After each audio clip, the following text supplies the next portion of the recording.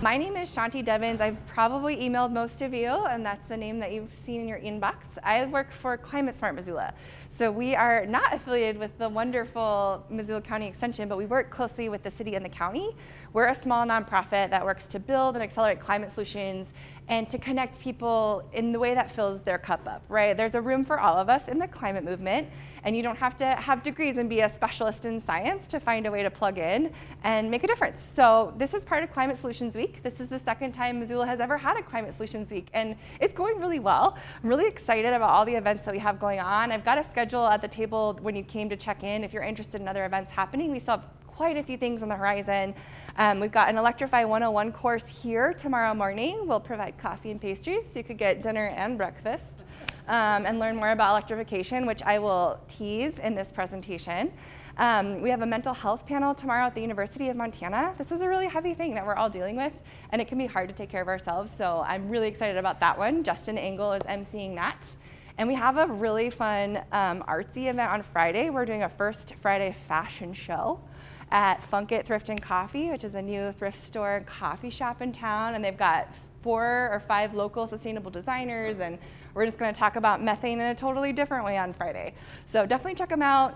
If you'd like to be on my e-news list, this sign-in sheet is for Kelly to make sure she can get her grants and show that people showed up. But just let me know after class, and I'm happy to add you to our comms list. So today we are talking about induction cooking, and I'm going to go back and forth on the screen with some, oops, that was the left mouse, so I'm doing this backwards, with some information, and then we'll switch to the camera so you can see what I'm doing up here, because this is a super fun high-tech kitchen. And I want to say thank you to Kelly Moore. You're just lovely to partner with and letting me come into this space. Thank you, and cutting all the potatoes. Not an easy feat. So how I'm going to structure the class is I'm going to talk a little bit before I touch anything just about how induction works, some of the differences that right off the bat you might notice between induction, gas, and regular electric. We're going to get the soup going, and then while it simmers, I'm really going to dive into the juicy stuff about why it matters for climate, which is why Climate Smart Missoula is involved, and why it matters for your health, which is significant. And it's not something that I really understood until I started working on climate solutions, how much it impacts your individual health in your home. So right off the bat, feel free to interrupt me with questions. We're going to have plenty of time at the end, too, to have some questions over soup. So feel empowered to either hold them or ask along the way. Induction, big picture, is magnets. It feels magical when I go to explain it, because even I'm not fully in depth of exactly how it works. But the big picture, which I think most of us just care about the big picture, is that under this cooktop, there are copper coils, and when electricity goes through them, it reacts by creating a magnetic field, which excites the energy in here and gives off heat. That's the big picture. There's all sorts of technical terms, but it's using magnetism with a little bit of electricity initially pulls to efficiently heat what's in this pot. So that results in a couple of things to just keep in mind when you're thinking about using induction. And one is that your cooking pots may or may not work. Most of our pots will work because cast iron is magnetic, steel is magnetic, and a really great way to test it is to see if a magnet sticks to it. So I have a magnetic name tag, and if it sticks to the bottom, it will work with induction. Things like aluminum pans, glass pans aren't going to work with induction. It doesn't mean you can't transition to an induction stove and have to have all this money to both do that and to upgrade your pots and pans. They do actually sell these metal discs that you can put on here that are going to have the same sort of heat generating capability, and then you put your other pan on top. So don't let that be a barrier if you're considering induction. Hi guys, come on in. There's a way that you can phase it in, and there's also what I'm going to talk about at the end. There's a lot of financial incentives right now to help you offset the cost of this if you're thinking about it. But first thing first is making sure you have a pot that's actually going to work with induction, so to use a magnet to test it out. Something else to consider is because it is so efficient, and we're going to talk about the efficiency, it goes really, really fast. And so we want to have all of our ingredients prepped ahead of time, and I'm going to show you all the ingredients here in the recipe in a second. And then the third key difference is that it's really precise heat. So for me, I'm kind of I have a regular electric stove, but I've been cooking more and more in induction. and I just kind of turn it to generally medium, low, high, you can get extremely precise down to the degree if you want to with induction cooking, but you also don't have to know the degree that you want to cook it to, because I don't have that knowledge. There's some pretty good intuitive interfaces out there where you can do the same thing of like boil, saute, high, medium, low, without having to know I want it 230 degrees. But the cool thing about it is the opportunities it's opening up for chefs to transition from gas to electric, which we'll also talk about. So we had a question coming in, I'm just gonna address it right now, like, do you have to adjust temperatures for older recipes? And it's really intuitive of once you get into this space, like depending on the type of induction buttons you have, there'll be a small learning curve, but it is, again, more of that intuitive. You can do the high, medium, and low. So that was just one question that came in. So those are like the three top differences: is the cookware working, how fast it's going to cook, and how precise it is. So if you turn off your heat early, like sometimes I cook an egg in the morning and it's almost done and I turn off my heat and leave it to finish, that's not going to work as efficiently on induction, because once the current is cut off, the heat is not happening anymore. So it really is that precise, leave it on until you're done type of heat. There's a few more considerations with induction as well, and one is just how efficient it is. And this is one of the reasons we're excited about it to be a climate solution. And like I said, as the soup is simmering, I will get more into the climate solution aspect of it. But it is about 3 times more efficient than gas, because there's no waste heat, there's no waste fuel in the flame or going around. All of the energy is going into heating up this pot and then therefore cooking your food. And it's about, depending on the efficiency of a general electric stove, between 5 and 10% more efficient than General Electric as well, because it isn't using energy to create that heat, it's using energy to create magnetics, which is resulting in heat. So there are some real efficiencies. A couple other considerations: there's minimal waste heat, which can be a real asset, especially if you're cooking in the summer and you want to make a stew. Make it with induction. Like, you don't have to hold off on that, because there's not going to be all these excess, flames around making it hot.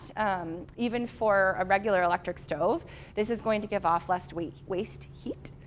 And the cool thing about that is it does result in some improved safety features. So, for example, because it only works with a magnetic pot, if I were to turn on this burner, but I'm using this burner, and I touch it with my hand, like it's not going to be hot, because there's nothing for it to react with magnetism.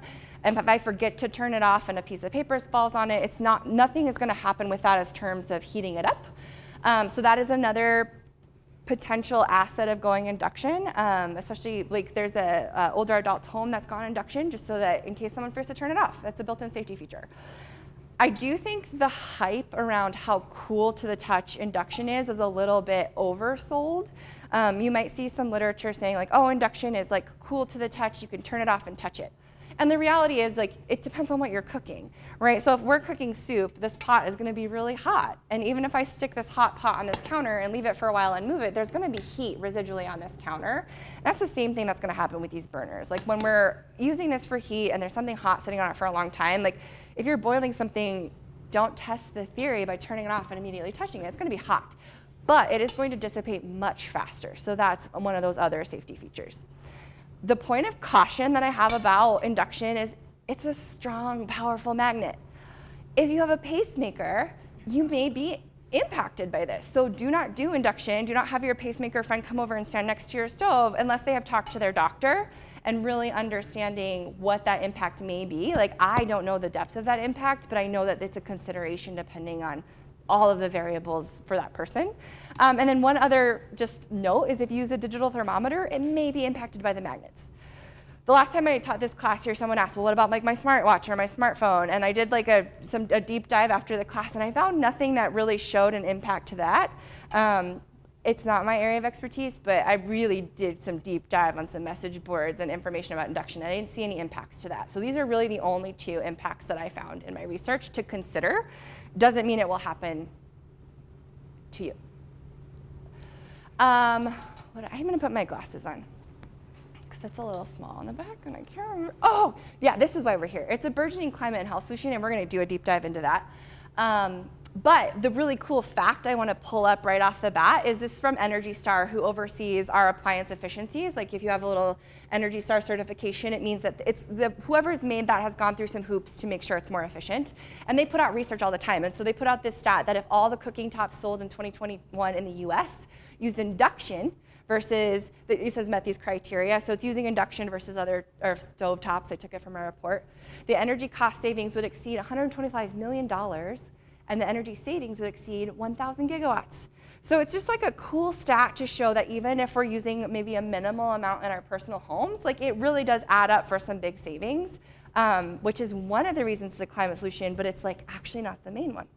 So before we do a deep dive, I'm gonna get some soup going, and I'm gonna switch the camera so you can see what I'm doing. We're gonna be making potato leek soup today, and we're making it vegan and gluten-free, and I'll talk about that too, but there's a recipe card on the back if you like it. I really love this recipe because it's affordable, it's nutritious, it's a great fall recipe, and it's a climate solution in 3 ways of how we're gonna make it today. So this is cool, right?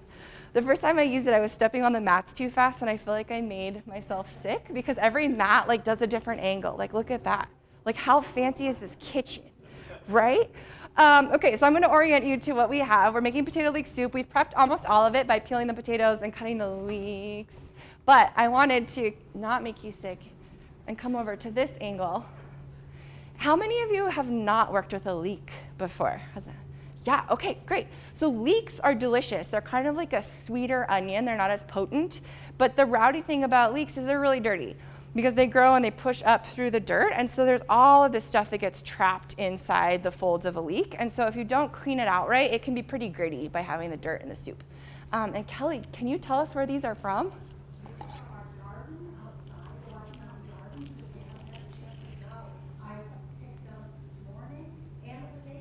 That's so cool, and the thyme that we're gonna put in. It's so cool. I had no idea when I walked in like that I was getting like local leeks and potatoes. So as local as you can get. So I know it's a little bit hard to see, but as I'm cutting, you can start to see there's quite a bit of dirt in here. And how I like to handle a leek is the really tasty part is this white fleshy bit. And usually there's some roots sticking off, but I'm just gonna cut off the very end just for like that fresh bit. The tasty part is what this white bit. It looks like all of this is not tasty, and so it depends on how thoroughly you want to use your vegetable. Like I try to use it as much as I can, and so I'm doing these shallow cuts to just kind of peel away this like exterior not as tasty leaf because there's so much white yumminess left underneath here that I can totally use in the soup that's going to be tasty. And my remains, what I can do with them is you can either save them for soup stock or I can compost them, and I'm going to talk about compost in a second. So I've kind of gotten the tasty bits that I want. I'm going to slice this in half. There's quite a bit of dirt. And Kelly and I do it differently. Like she has a probably more efficient way. Like she chops it all up and runs it in a strainer, and I think that's pretty darn efficient. But it's nice to see how dirty it is kind of in this way. So I just cut it in half, and I'm just going to run this under and fan all of these parts because there's going to be a lot of dirt stuck in there so we don't have gritty soup. And if we do have just a little grit, forgive me. Kelly, when was the garden planted? Can you talk about the garden? Oh, just a little bit of like how that works out there? The garden has been the result of a lot of volunteers. So people have gone and planted a lot of things that was in the works for probably the last 5 years. Let's take a lot of planting. So this is our end of our first season, and we're excited to get going again. There's a lot of harvesting we're doing right now. We're going to do some salsa verde. We have so many tomatillos. We're going to do that on Friday as a staff building. So it should be fun. Lots of peppers. It's just amazing what goes on here. So. Can you go and buy it? I'm not, right now we are using a lot of it in-house for classes, of course. We are eventually going to start canning some of the things and freezing it so we can use, out of season. So we have compost. Yeah, where'd my compost bowl go? Oh, it's over here. Sorry. Okay. No, that's so good. I just didn't see it for a second. See, this is where it gets sick as I walk across the mats. So I just cut all of these into just smaller pieces. I'm gonna get it sauteing with some butter. The thing with leeks is they need a little bit of extra TLC, just like an onion where you'd start it in the pan to soften it up and get that flavor. So if you just dumped it right into the water for the soup, it wouldn't just be as tasty. So we are choosing, you can make this with regular butter. sorry, I moved too fast. Okay, it doesn't matter. I'm gonna show you this way. It's actually much easier. We're using a plant-based butter. Really, the taste is wonderful. Like, I feel like I don't notice any difference when I sub, especially in a recipe like this with soup with plant-based. So I'm gonna double the recipe that's on your card and put 4 tablespoons in. Don't step on the mess. All right. And we are gonna get the soup going. So, yeah, all right. So this one, there's lots of different types of induction interfaces. This one is built into the countertop, and I've got a brochure up here that you can take afterwards that kind of reviews a couple different parts of the range, like a couple different options of what types of range you can get. There's portable induction burners, there's ranges like this, and then there's a little bit more thorough, I think this is probably the best you could get. There's like a medium in between. So this one is buttons, but they do also make them with dials now. When they first came out with this technology, it's been around for a bit, they really were like all about the degrees and the temperature, and then quickly realized like most of us like don't know what degree we want our food at. We just know we want it like medium, right? Or like a number 6 or 7 on the dial. And so they've started to interface with a more similar dial system. But this one we're gonna do, oh, it's all the different burners. I'm gonna do this main burner, so I'm just gonna do on. It's got a 0. And I'm gonna put it on, well, Kelly, you use this one more than me. If I want to turn it to medium versus high, how do I? Okay. Well, it only will do the H. Will you help me? I want to do this one. I got it on H. Do I need to put this on? Okay, that's one thing too, is it is smart. So now, I don't know if you heard it.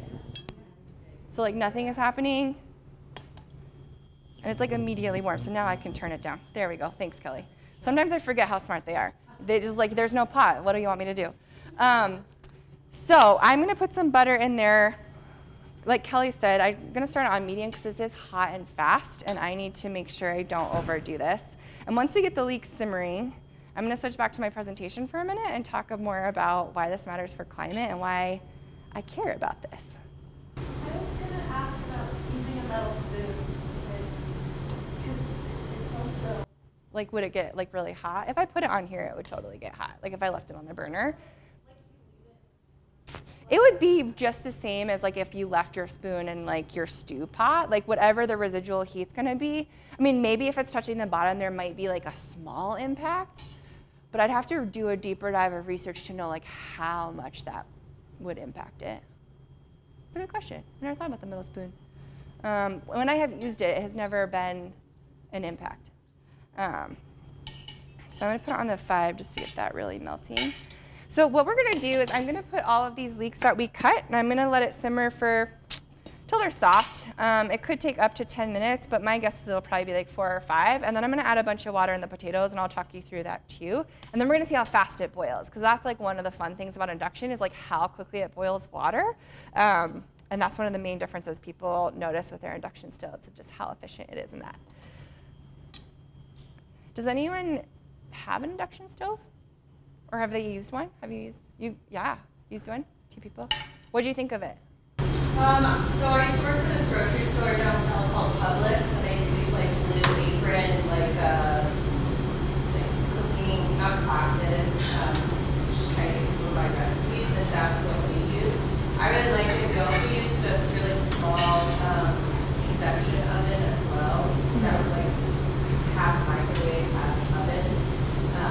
I liked it because I couldn't burn myself on anything other than.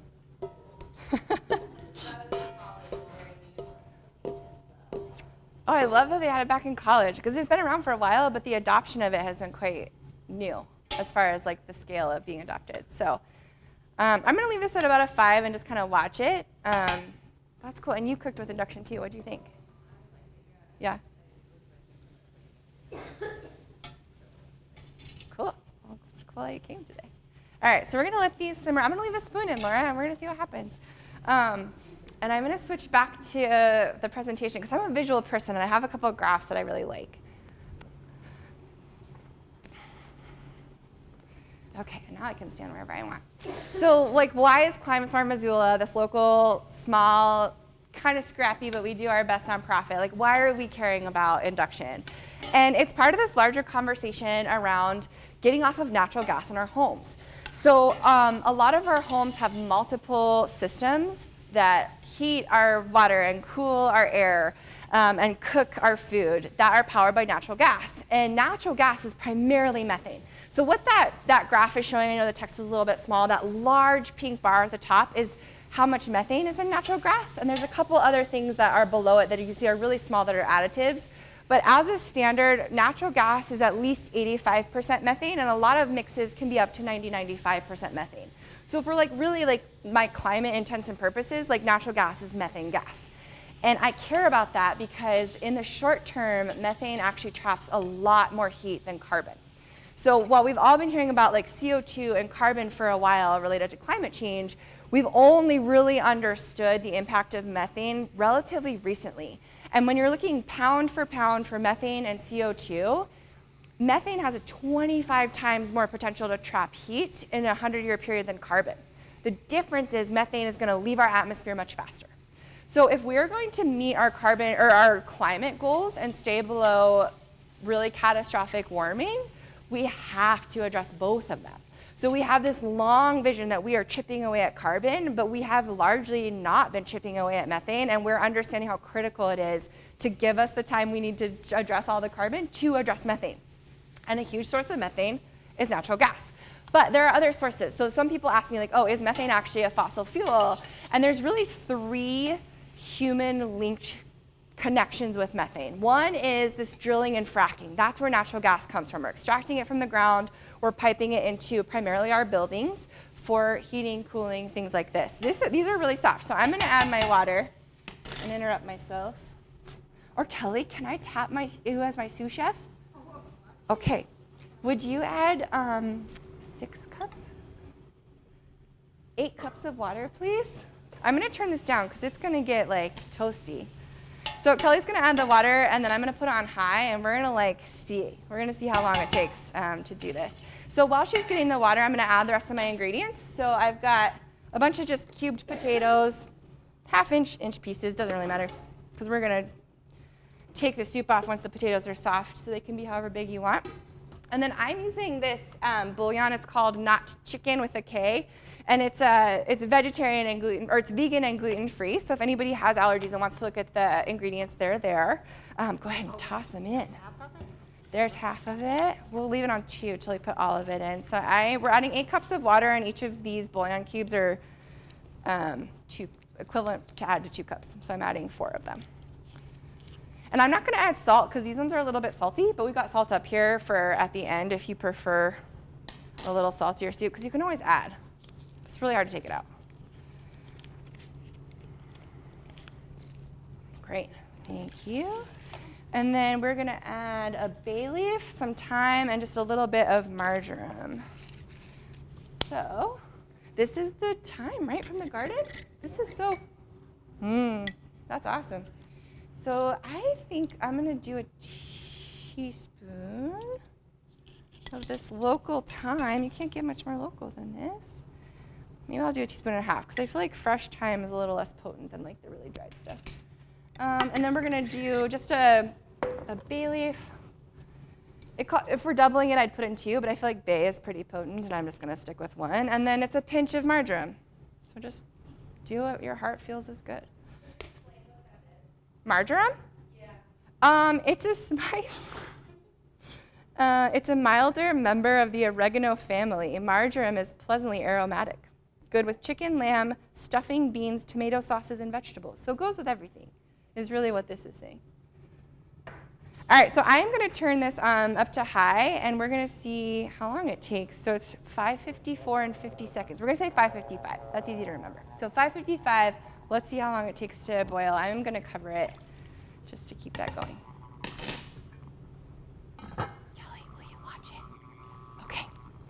Kelly is going to be our notification. So I'm going to go back to sources of methane, right? So we were talking about natural gas, which can power our stoves, our heating and cooling systems. That's extracted with drilling and fracking, and it is piped into our buildings, and there's a lot of leakage along the way, which we'll address, because I'm really going to get deeper into methane.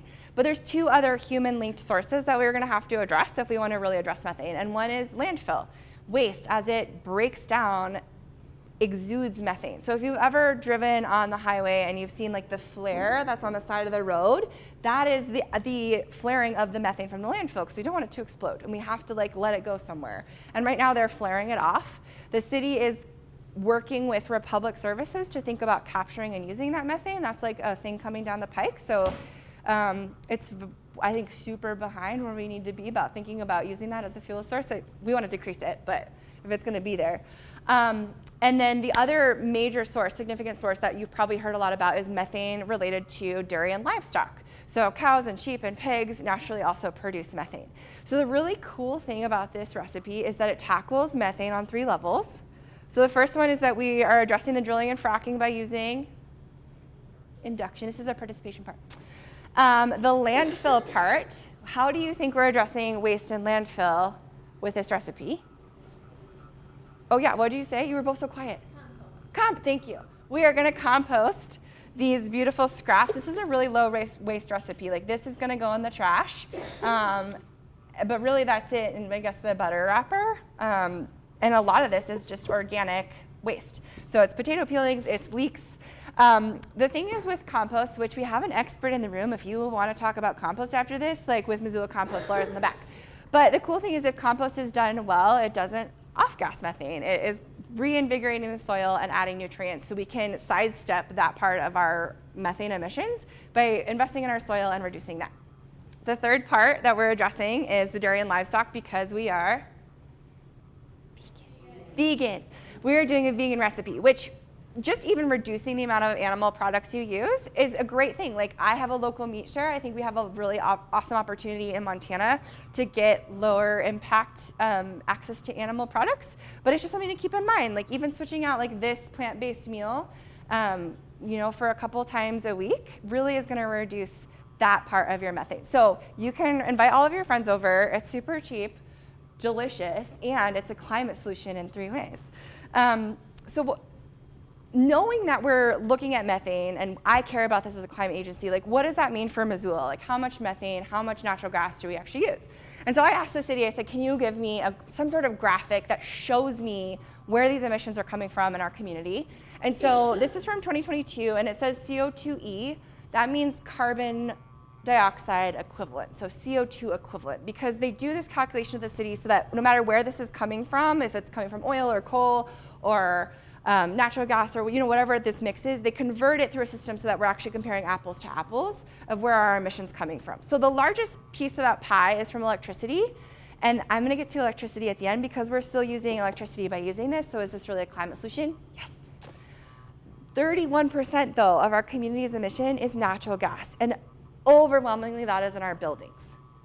That is why I'm really concerned about addressing natural gas and getting off of gas stoves and other appliances. And then I wanted to put the methane from our landfill in there just so we could see like how significant is that, and that's 10% of our methane emissions. So there's a lot to tackle just by electrifying. And maybe I'll just get into electrification for just a minute right off the bat. With our mix in Montana, we're about 55% carbon free is how Northwestern Energy, if that's who you're a customer of, we're about 55%, I think, is when we looked at the website. Is that the number, Jeremy? We're getting it from like hydro, wind, solar, from non-fossil fuel sources. So already that's like a break. But our utility is not investing in renewables at the rate that it needs to be, and we're one of the only ones in the country still investing in fossil fuels. That is not the norm across the nation. And so even though we are moving through some, it's boiling, you guys, that was so fast. 4 minutes. Thank you. Applause for the induction. Okay. All right, I'm gonna turn it down to 6 and just watch and make sure it keeps simmering. And we're just gonna poke it with a fork here in maybe like 10 minutes. The potatoes should be ready and we'll have some soup. So even though it feels like in Montana in particular, like our energy mix and our utility are not conducive to climate solutions in a lot of ways, this is what's happening. Like, we might be the last ones to make it. I don't think we're gonna be the last ones to make it, but like the direction is we are cleaning the grid. Solar has drastically outperformed projections as far as how much has been installed in the United States.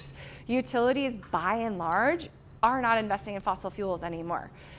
We are moving towards a cleaner grid, which is primarily in the United States, solar and wind. We have some hydro resources here in Montana.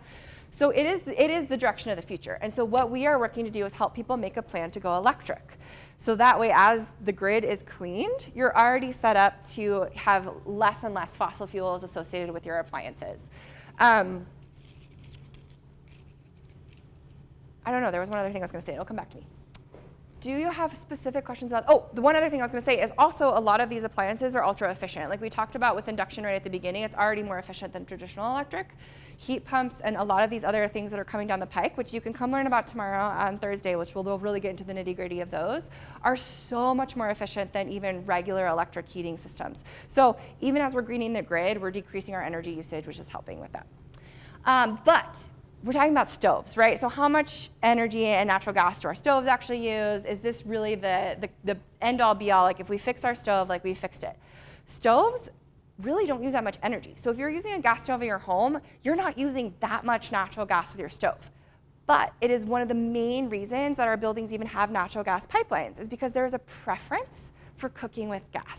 There's a cultural understanding that if you are anybody in cuisine, you are cooking with gas. Like that's where we've been. And that's not where we're going, but it's where we've been. And we're gonna talk about why that's such a permeating part of our culture. But if we didn't have a preference over a gas stove, like, I don't know, I don't care how I heat my home as long as it's heated. I don't really care if it's electric or gas. And I feel like most people don't have a preference.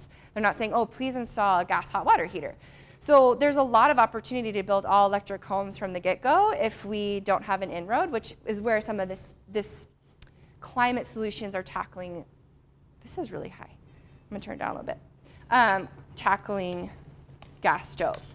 But maybe even more, so I care a lot about climate, but also care a lot about health, and I wanna meet people where they're at. And the more we have started talking about this as a climate solution, the more I have learned about why this is actually a health solution. And I want to get into that a little bit. So thinking about when we're driving our cars with regular gas, we have exhaust, right? We are combusting fossil fuel in our cars and something is coming out of them that is a mix of byproduct, exhaust.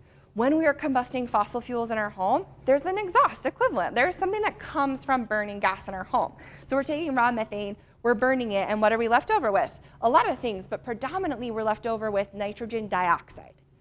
And before I talk about why we care about nitrogen dioxide, because we like really care about it, how drastically different is it to have a home with an electric stove or an induction stove versus a gas stove? Like how big of levels are we talking about? Well, this is a huge range, right? So it says homes with gas stoves have 50 to 400% higher NO2 emissions than homes with electric stoves. Why is that such a huge range? I know, you're like, what is that range? That's what I was like, what is this range? Well, there's a couple different factors. A minor factor is how efficient is your gas stove? Because the new gas stoves coming out burn much cleaner than a stove from 10, 20 years ago, right? The efficiency has gone. So that's gonna help decrease some of those emissions. But actually the biggest swing is how you're using your stove. It is super hard to compare apples to apples with these emissions, and there's such a big range, because if I'm making, if I'm frying an egg, I'm gonna be using my gas stove for 5-10 minutes and turning it off.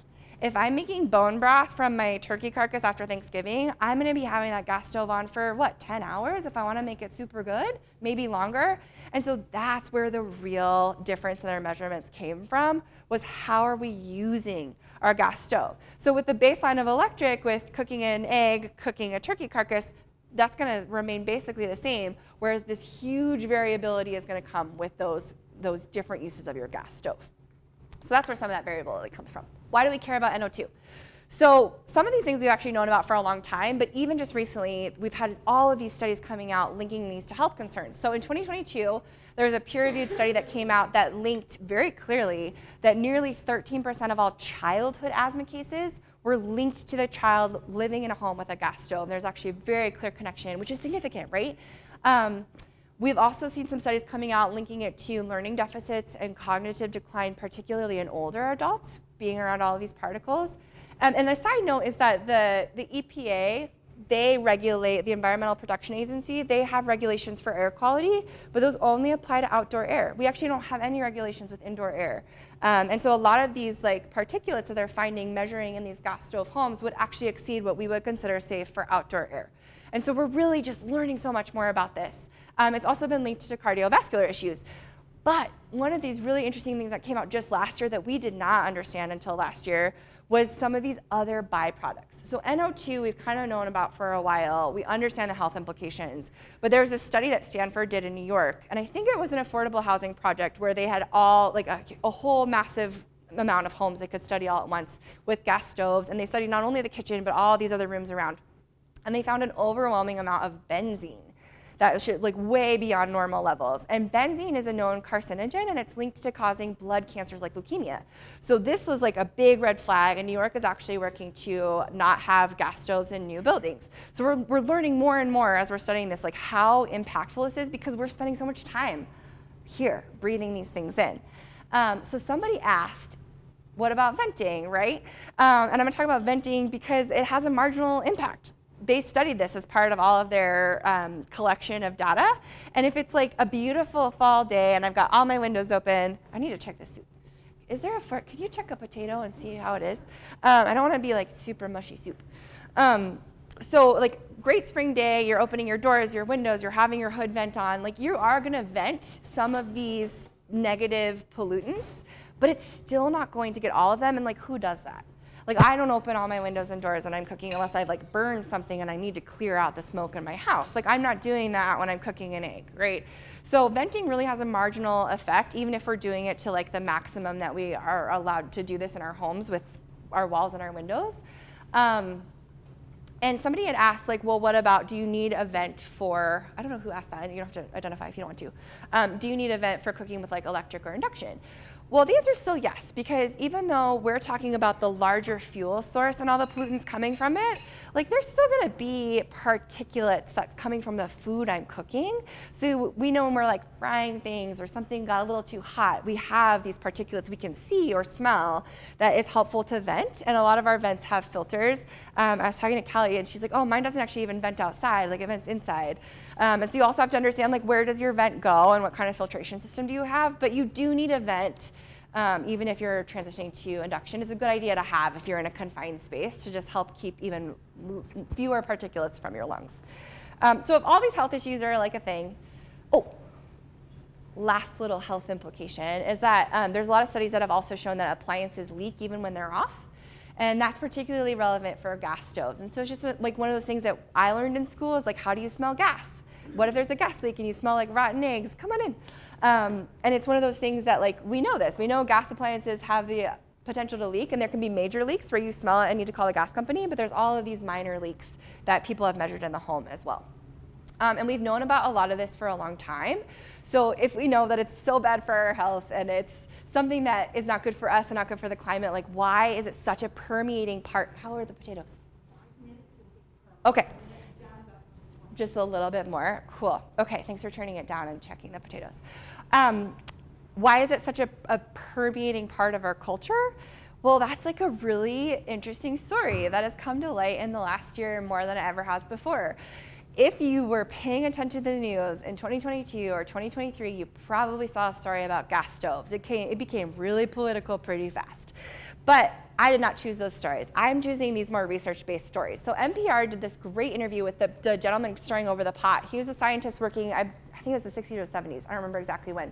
But he was one of the first people to identify these pollutants coming off of a gas stove that had human health impacts. And he met with the fossil fuel industry, and they're like, basically like, yeah, I know.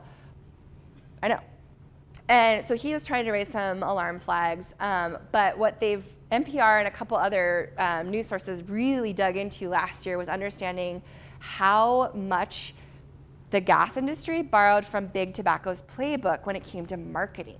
And they spent a lot of energy into misinformation and some cultural things that we'll go to on the next slide to make sure there weren't restrictions or bans, because this is the entryway into our homes. If you are invested into profiting from natural gas and you want us to use a lot of natural gas, which is going to be heating and cooling our homes and our water, you need an entry point. And so we need to have someone who cares about gas. And like I said, we usually don't care what our appliances are fueled by, but we care about our stoves. And that was a big effort. So in the 70s, I kind of like this like old magazine one. It's like, so you know all about houses, how much do you know about women? And this is for like contractors, and it's all about how women prefer gas stoves, and it's funded by the American Gas Association. They put that out. And then this is from Vox, the one with Julia Childs. I don't have where it's from on there, but it's in the email. You can see it's from Vox. And they did this deep dive into how intentionally the gas industry was like, we will get on TV, we will be part of culinary excellence, Julia Childs will have a gas stove. And so it's a really interesting article about that really isn't coming from the chef and the person who's like passionate about the food. It's like, great, like, yeah, well, I'll cook with a gas stove, okay, sure. But it wasn't like what I think a lot of us imagine is the chef's choice. It was the gas industry's choice. But it's really permeated. I'm gonna turn this off. And I'm gonna leave it, and we're gonna see like how fast it cools down. I mean, this is really hot though. I'm gonna move it, and then we're gonna see how fast this cools down. And then we're gonna blend it and serve you soup, and you can ask me questions. And then the biggest part of their marketing, which I think has permeated not only our kitchens, but how we talk about when something's going really well, is this phrase, cook with gas. We're cooking with gas. Like someone said that to me in a meeting like a couple months ago, and they're like, now we're cooking with gas. And I was like, hold on. We are cooking with induction now. But that's how much it's permeated our culture. It's become a slang term for when we're doing something really great and like, yeah, we're cooking. So it's not, I feel like it's not our fault that we didn't know this, because there's a lot of concerted effort to keep us from knowing this. And like the really awesome thing is we are understanding these implications now, and we have really great solutions, and there's a movement to electrify. So there's a lot of chefs who are acknowledging this and recognizing this and saying, you know what, actually induction's pretty sweet because I have precision heat. Like I want that to be at 120 for the next 50 minutes. I don't have to touch the gas flame. It's gonna stay at 120 for the next 50 minutes. And so it's been neat to see kind of a, I don't know, there's momentum, right? There's momentum building. There's this really cool chef in Denver who's doing it with like a ramen restaurant because it boils water so quickly, and just trying to do demonstrations for other chefs. And so there is some industry movement with professionals talking to other professionals about this. And the benefit for them is that they're slaving over a stove all day and it's not gonna be as hot. And they're finding just like in general, they're feeling better, and also their energy use for compensating that heat with air conditioning is going down. So there's some savings in the professional world. In the homeowner and business owner side, there's support for this. So there's actually momentum at the federal level. We've never had much investment in climate solutions until about 2022. That's when the Inflation Reduction Act passed, and it opened up a whole slew of funding for us to go electric, acknowledging that it costs us money. Like this is not cheap to do this transition. And so right now there are tax credits available for things like rewiring. Like if you have a gas stove, you're going to need a plug. And if you want the high-tech induction stove that like is so fast and efficient, you're gonna need a plug that's kind of like your dryer plug. Like it's a 220 or something like that, like a bigger volt. That's gonna cost money. Some of our homes in Missoula were wired a really long time ago and they can't handle the load. So there's tax credits to up your electrical usage in your box if you need to upgrade your box. So there's all of these incremental steps available to lead to a larger electrification project. There's not a rebate for induction, or sorry, there's not a tax credit for induction, but we have rebates coming down the pike that are income qualified, which are also trying to understand that we're coming at this from very different resources. The amazing thing is that the threshold for income is quite low, and most of Missoula will qualify for at least median, if not low income, where you can cover up to 100% of some costs of your things. So the Department of Environmental Quality is working on getting those rebates ready. They've told us they'll be ready mid-early 2025. So we're watching that very closely. Our friends at Missoula County are watching that really closely. If this is something you're interested in, you want to be kept in the loop, sign up for our newsletter. Like we will let you know when these are ready because we're super excited about them. But there's already credits available now. And you can also just try out induction beyond just watching me cook this. Kelly, would you want to blend this and get that ready? We'll take out the bay leaf. It's pretty hot. There are 2 lending opportunities. So we got a grant to buy little portable induction burners and pots and a little like pamphlet. And we've got a couple kits for checkout at Missoula Public Library. You just use your regular library card. You can check it out. If you are a member of MUD, the Missoula Urban Demonstration Project, they're a tool lending library on Russell Street. They also have 2 kits you can check out. And just try it before you buy it, or even if you want to say, hey, I have a gas stove and I like it, but you've told me all about these health implications, and I'm going to borrow this to cook my stew on. You know, so that's what my boss, our ED, she had a gas stove, couldn't afford to do it that year that she learned all about this, and this was before the credits, and so she bought a portable induction burner, and she said, I used that for all my longer cooking. That didn't matter, you know, like I just could stick a pot on it. The things to note about that is it's going to be a little less fast because it's a smaller unit and it can plug into a regular outlet. It's still going to be fast, but it's not going to be as fast as this is. The second thing to note is it's going to get a little hotter because it is just a small little unit, and there's a lot more heat being applied to that. So this is still warm, still pretty warm. So yeah, it's taking a little bit of time, right? So I think that's the part that's oversold a little, is how cool it is.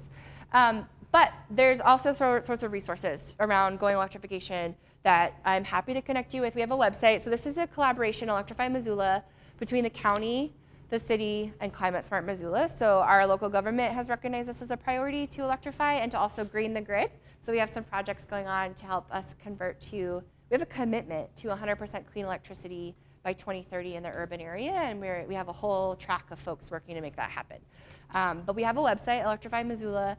It recaps a lot of the why with the climate impact that I went over today. The what, there's a page on every sort of appliance and like what would be its equivalent and what should you know about it. And then there's a how section that actually has a financing calculator that you can plug in your income, how you file your taxes, and your zip code, and it will tell you everything you are eligible for. And it'll be like, oh, you want to upgrade Windows, there's a tax credit for that. So just wanted to leave you that with information. We're going to have some soup. Kelly is blending it. We might just mash it up. Yeah, I do have the.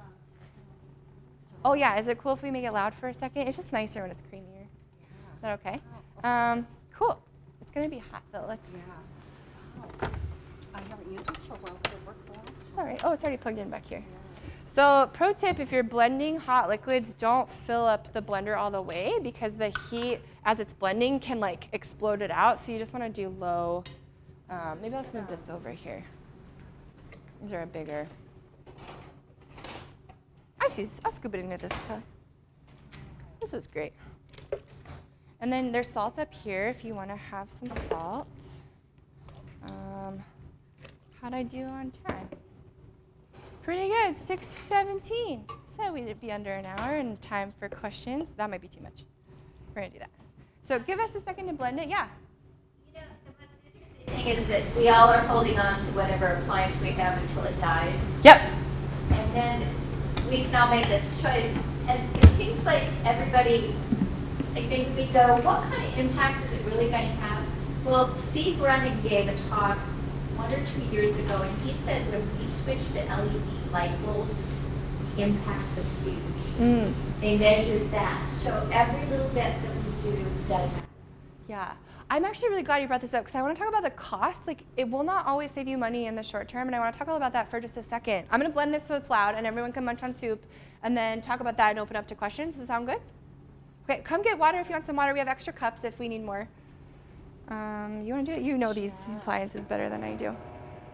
Cool. And I might just, yeah, that is super quiet. I'm going to rinse, oh, that's my compost one. Kelly, I'm just going to rinse this out so we can just swap it so we get the whole thing. Oh, and thank you to MCAT for filming this. I was supposed to say that at the beginning. I'm so sorry. I got distracted by cooking. This MCAT has graciously offered to film today, and they're such an amazing community resource that just holds a lot of knowledge for us when we want to go back and look at it. And they have their community access television. They're based in the Missoula Public Library, and I appreciate you being here. I apologize for not saying it at the beginning. But the really cool thing is this is going to be saved if you want to go back or tell all of your friends as you make them soup. You can do that. Okay, well, since that's pretty quiet, the one thing I did want to address that you reminded me of is that some of these technologies, particularly like a heat pump, if you're using natural gas to heat your air and you decide you want to transition to a really efficient appliance called a heat pump, some people know it as a mini split, but you can do a ducted heat pump, HVAC system. The price of gas and electricity in Montana is just not, it can be cheaper if you're looking at dollars to heat your home with gas right now. So I don't want people to assume that even though they're saving a lot of energy because these are such efficient appliances, that it will necessarily save you money in the short term. So it's something to consider, it's something to make a plan, it's something to talk to a contractor about, and a lot of things can be really elevated if you make a plan to like insulate your home first and upgrade your windows and doing these things. You can buy smaller appliances which use less energy. So I just want to make sure people don't go in with like a plug and play. But the really beautiful thing is you can also connect it with solar. So I have solar on my house, and that is offsetting a significant amount of my costs, and there's solar loans available too and a tax credit available for solar. So really looking at your home and your appliances holistically, of understanding first off, like how are they fueled? Like I didn't know I was using gas to heat my home until I like really looked at it. I just turned on the thermostat and I heated my home. So understanding like how is your home fueled? What are these like usable life? So some of these systems, we don't have to replace everything tomorrow. What we do adds up and matters. And so if your hot water heater's got a few more years left in it, great.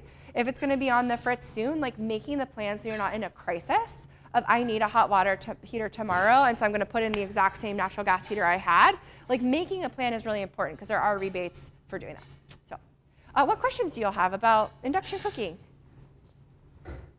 Yeah. Does the indoor air pollution problem from gas stoves stem from the oven, or is it the stovetop, or both? It's the combustion of gas. So I can certainly share my presentation with you after, because I know you kind of came in midway. But it's combusting gas in our homes. The really intense impact is us being over this and how much it's permeating the air. But I can talk to you about it afterwards a little more in depth if you want. Yeah. Yeah, what other questions do you all have? We've got some. Longevity-wise, like, do they have issues with breaking down more often? I'm sorry, do they have issues with what? Oh, like breaking down more often. I know more appliances do not. Oh, you know, I haven't heard anything about that. I think you could probably find some good reviews, but nothing that I've heard has indicated that they would be a shorter lifespan. Yeah. Yeah. It's a good question though. I know like no, it's still warm, but it's like fine for me to hold it. Yeah, I do think like I have an autistic grandson, and he just doesn't understand heat. yeah, it's pretty warm. Like I do think that it is cool that this won't get hot until I put a pan on it. So I think if you're playing with buttons or something like that, but for me that part is a little oversold. If people are mentioning that. All right. Well, it's a tiny little ladle. Do you want to? I can use this. Do some of this too. So come up. Feel free to come up, get soup. Jeremy so graciously, personally decided to buy bread and butter to go with our soup, which is really kind. Butter is not plant-based. But I've got options. That's okay.